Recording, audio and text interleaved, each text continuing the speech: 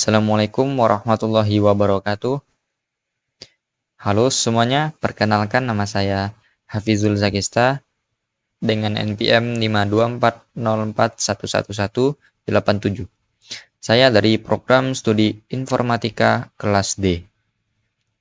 Ya, pada video kali ini saya akan menjelaskan program yang telah saya buat, yang telah saya rancang untuk memenuhi tugas mata kuliah pengembangan web dan mobile yang diajarkan langsung oleh Bapak Murti Retnowo Eskom MCS.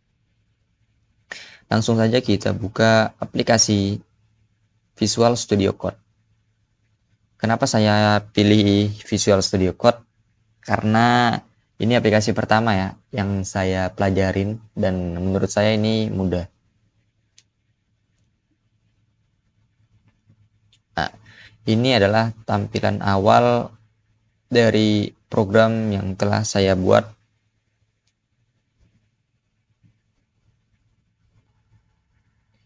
Untuk tugas kali ini, saya memilih membuat aplikasi berbasis web. Ya, sebenarnya ada dua pilihan. Yang pertama berbasis web atau berbasis Android. Saya pilih berbasis web karena mungkin lebih mudah untuk dikelola dan lebih fleksibel saja sih. Ya, dalam aplikasi ini saya menggunakan teknologi ya yang bernama yang pertama itu HTML, CSS, dan JavaScript. Untuk lebih lanjut, saya akan menjelaskan kode program secara rinci, mulai dari desain antarmuka hingga fungsionalitas yang telah saya buat.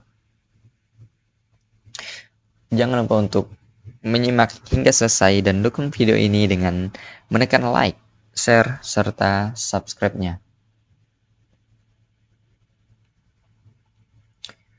Baik, langsung kita coba ya, kita run ini programnya seperti apa, outputnya yang dihasilkan.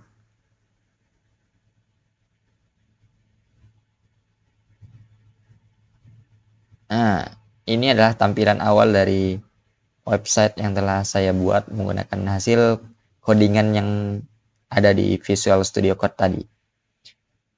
Mungkin untuk lebih mudah kita bagi menjadi dua bagian ya. Seperti ini ya, ini jauh lebih enak lah untuk dilihat. Langsung saja ya kita untuk penjelasan codingan-codingan ini. Yang pertama itu adalah bagian head yang ini. Pada meta charset ini adalah menentukan karakter encodingnya untuk halaman web agar mendukung berbagai karakter internasional. Ya. Jadi untuk yang kedua meta name. Untuk meta name ini mengatur responsivitas halaman web agar sesuai dengan ukuran layar perangkat perangkat manapun lah, untuk menyesuaikan ukuran perangkat. Misalnya saya ini menggunakan laptop, jadi dia menyesuaikan bentuk ukuran laptop itu. Nah, untuk bagian title ini ya, kalau di bahasa Indonesia title itu kan judul ya, pasti judul. Jadi ini adalah judulnya sistem manajemen file. Jadi sistem manajemen file, nah ini merupakan judul dari webnya, sistem manajemen file. Selanjutnya adalah link REL style sheet tugas PWM CSS. Pada bagian ini bertujuan menghubungkan halaman dengan file CSS yang ada di sebelah sini. Jadi file CSS-nya ini sudah saya buat ya, bertujuan untuk apa ini file CSS? Ini ya tata letak warna, ukurannya diatur di sini gitu. Jadi di tugas dari HTML ini ya mengakses dari file CSS yang tadi gitu. Selanjutnya mungkin pada bagian ini ya, langsung saja bagian header ya, header.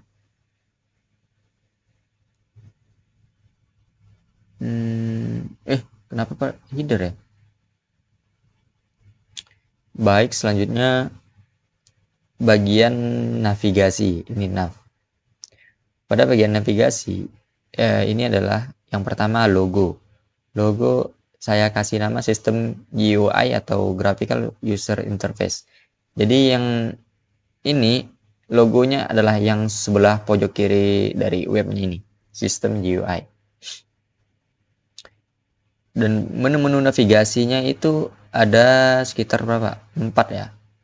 Karena tugasnya itu menyuruh ada 4 komponen. Yang pertama itu adalah dashboard ini. Bentar, ini tekan dulu. Dashboard, yang kedua adalah file master, yang ketiga adalah file transaksi, dan keempat adalah laporan.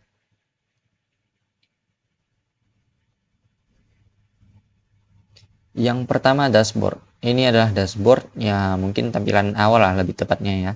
Dashboard. Yang kedua file master. Nah, di file master ini terdapat 3 form atau 3 activity. Yang pertama adalah tambah produk, yang kedua tambah kategori, dan ketiga tambah pelanggan. Selanjutnya file transaksi. Ya, di file transaksi ini juga sama ya. Terdapat 3 form dan 3 activity. Yang pertama tambah transaksi, yang kedua pengembalian barang, dan terakhir transaksi lainnya. Begitu pula pada laporan, terdapat 3 form atau 3 activity. Yang pertama laporan penjualan, laporan stok barang, serta laporan pelanggan. Seperti itu.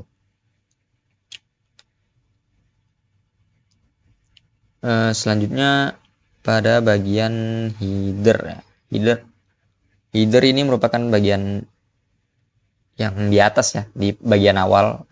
Ini saya kasih nama selamat datang di sistem manajemen file. Jadi di bagian dashboard, ini merupakan bagian headernya.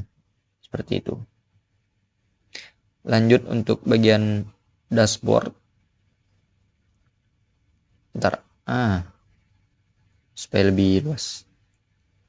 Baik, pada bagian dashboard ini saya menampilkan kartu ya dengan icon rumah. Misalnya ini icon rumah dan teksnya dashboard. Seperti itu. Di bagian dashboard ini juga bisa ditampilkan bagian teks seperti ini. Ini adalah halaman utama dari sistem Anda. Gunakan menu di atas untuk menjelajahi fitur lainnya. Nah, jadi di bagian ini merupakan bagian dari dashboard itu sendiri. Seperti itu. Yang kedua adalah file master. Pada bagian file master ini ya memungkinkan pengguna ya untuk menambah produk, tambah kategori, ini tambah produk, tambah kategori, tambah pelanggan. Jadi tugas dari Bapak Murti Retnowo itu menyuruh kami untuk membuat minimal ya 3 di dalam komponen-komponen itu terdapat minimal 3 form atau 3 activity. Jadi di bagian file master ini saya buat 3 activity. Yang pertama tambah produk, kedua tambah kategori, dan yang ketiga tambah pelanggan. Pada bagian tambah produk ini bisa menginputkan nama produk, pengguna bisa menginputkan nama produk serta menginputkan harga produk. Di bagian tambah kategori juga seperti itu, bisa menginputkan nama kategori. Dan untuk bagian tambah pelanggan, ini juga pengguna bisa menginputkan nama pelanggannya serta kontak pelanggan tersebut. Jadi untuk file master ini pada bagian tambah produk, pengguna dapat menginputkan nama produk serta harga produk. Kemudian disimpan. Yang kedua tambah kategori, pengguna juga bisa menginputkan nama kategorinya. Yang ketiga bagian tambah pelanggan, pengguna juga dapat menginputkan atau memasukkan nama pelanggan serta memasukkan kontak pelanggan. Yang selanjutnya adalah bagian file transaksi.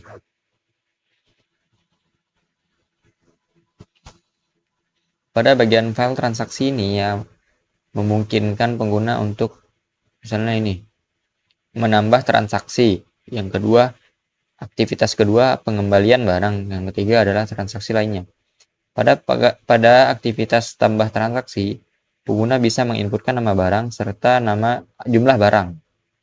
Ya, pada bagian pengembalian barang, pengguna juga dapat menambah barang, nama barang.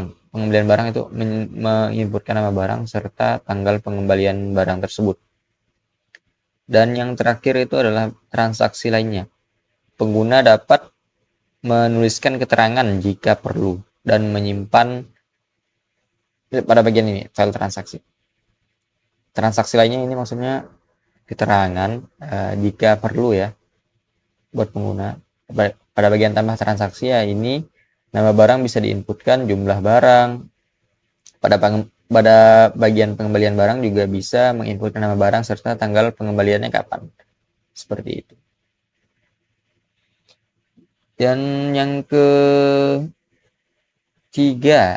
yang terakhir ya, yang keempat, pada bagian laporan, ya halaman ini memungkinkan pengguna ya untuk menampilkan laporan penjualan laporan stok barang, laporan pelanggan. Pada bagian laporan penjualan, pengguna bisa memasukkan tanggal mulai dan tanggal selesainya. Pada bagian laporan stok barang, pengguna dapat menuliskan kategori barang tersebut dan menampilkannya. Dan yang ketiga, laporan pelanggan. Ya, pengguna bisa menginputkan tanggal mulai serta tanggal selesainya. Dan untuk bagian footer, ya, karena namanya sudah jelas footer ya pasti di bagian bawah ya. Di bagian bawah ini. Saya menulis 2024 sistem GUI interaktif. Nah, untuk bagian footer. Ya, bagian footer ini untuk menampilkan teks ya, untuk hak cipta, untuk website yang telah saya buat. Untuk apa? Untuk menghindari oknum-oknum yang berbuat seenaknya ya, tidak ada berkewajiban seperti itu. Mungkin itu saja untuk bagian HTML. Selanjutnya itu adalah bagian JS atau JavaScript seperti itu.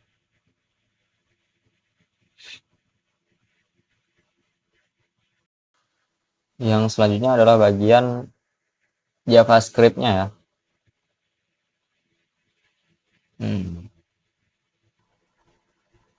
Yang pertama adalah function show page ID.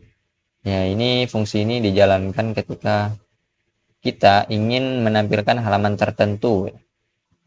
Dan untuk bagian yang terakhir, ya, karena yang pertama HTML sudah selesai, yang kedua JavaScript sudah selesai, dan yang terakhir adalah bagian CSS.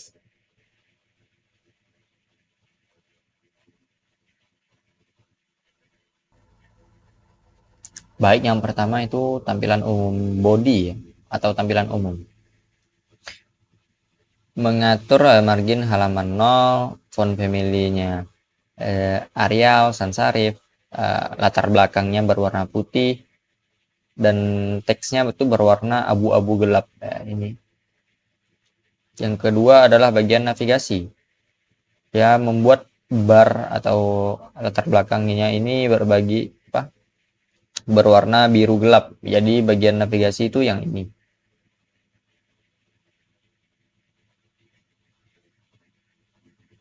Dan untuk paddingnya itu ukuran warna ya. Maksudnya ukuran warnanya dari mana ke mana gitu. Justify ya rata kanan kiri, dan selanjutnya bagian header aja ya mungkin. Ya, ini sama saja sih menurut dari atas ya ini color warna putih, terus selanjutnya yang seperti itu. Untuk bagian header ini ya penuh layar dengan latar belakang warna biru. Dan teksnya putih ditempatkan di tengah. Jadi yang header itu yang ini.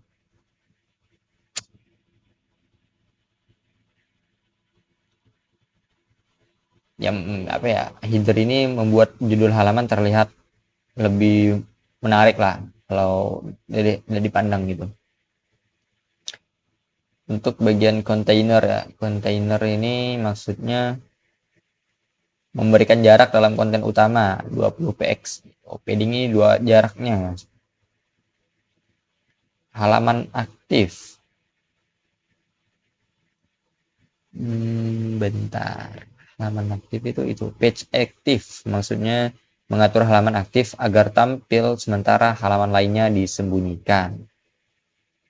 Card, ya ini memberikan gaya pada kotak konten dengan latar belakang putih, sudut membulat dan bayangan lembut. Ini maksudnya sudut membulat, backgroundnya putih, seperti itu.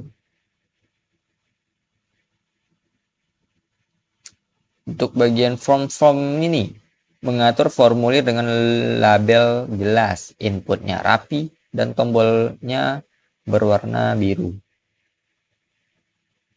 Dan bagian footer ya, yang terakhir itu membuat latar belakangnya itu berwarna ini, maksudnya footer yang ini. Backgroundnya itu berwarna biru gelap, ya, ciri khas UTY ya, gitu. Maksudnya colornya ini berwarna putih. Teksnya ya ini yang 2024 sistem GUI interaktif itu berwarna putih. Ya, penutup halaman yang profesional dan menarik seperti itu. Ya, kurang lebihnya seperti itulah penjelasan singkat dari saya mengenai program berbasis website yang saya buat sesederhana ini ya, teman-teman.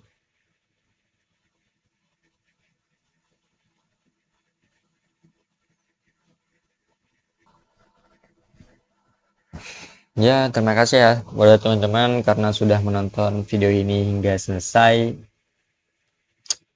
Maaf, mohon maaf ya teman-teman kalau dari penjelasan saya itu kurang bisa ditangkap karena saya baru terjun ke dunia HTML, CSS, dan JavaScript. Jadi mungkin agak kurang saya mengerti ya teman-teman. Untuk selanjutnya mungkin saya akan belajar mengenai ini lebih dalam lagi. Terima kasih ya kepada teman-teman sudah menonton hingga selesai ya. Melalui tugas ini saya tidak hanya belajar bagaimana ya membangun sebuah aplikasi berbasis web, tapi juga bisa memahami pentingnya desain dan fungsi dalam menciptakan solusi teknologi yang bermanfaat. Sampai jumpa di video berikutnya, tetap semangat belajar, karena ilmu adalah investasi terbaik untuk masa depan kita. Wassalamualaikum warahmatullahi wabarakatuh.